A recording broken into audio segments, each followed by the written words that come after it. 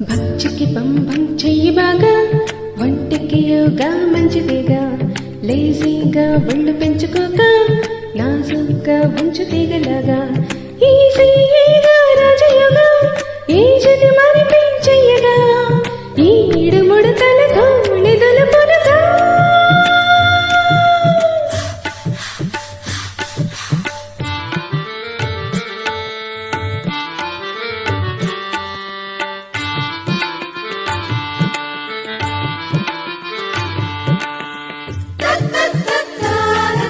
A 1, a 2, a 3, a 4,